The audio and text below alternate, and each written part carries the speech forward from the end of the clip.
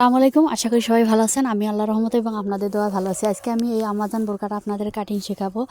মনোযোগ সহকারে ফুল ভিডিওটা দেখবেন, তাহলে অবশ্যই বুঝতে পারবেন।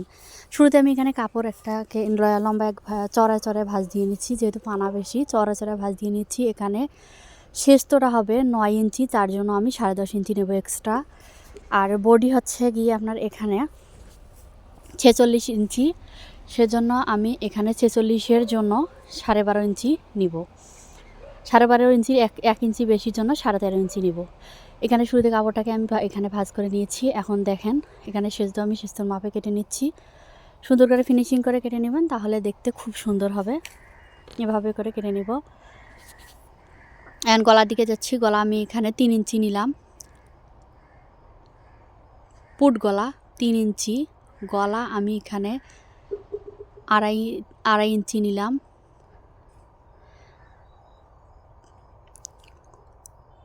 পুট নিব 5.5 ইঞ্চি। মোহরা নেব 8.5 ইঞ্চি।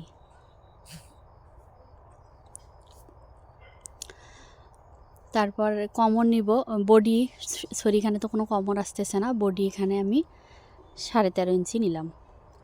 সাড়ে 13.5 ইঞ্চি না, 12.5 ইঞ্চি।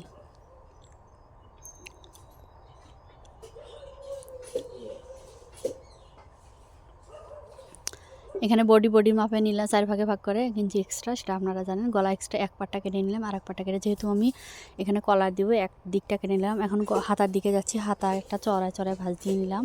চড়া না, লম্বা একটা ভাঁজ, চড়া একটা ভাঁজ দিয়ে হাতা লম্বা আমি দেবো 24 ইঞ্চি। 2 ইঞ্চি মোটার দিকে থাকবে, আর বাকিটা কুচি। সেজন্য আমি এখানে 22 ইঞ্চি হাতা নিব। 22 ইঞ্চি তো একটু বেশি নেব, 23 ইঞ্চির দিক মতো নেব, কারণ সেলাইয়ের যাবে কিছু অংশ। তারপর এখানে 3.5 ইঞ্চি রাউন্ড করে নিব। তারপর এখানে যেহেতু কুচি দিব, সেহেতু একটু বেশি করে কেটে নিলাম, 7 ইঞ্চির মতো, 7-8 ইঞ্চি। মোহরাটা যেহেতু আমি এখানে 8.5 ইঞ্চি নিয়েছি, এখানে 10 ইঞ্চি মোহরাটা নিলাম, 1.5 ইঞ্চি বেশি করে নিলাম।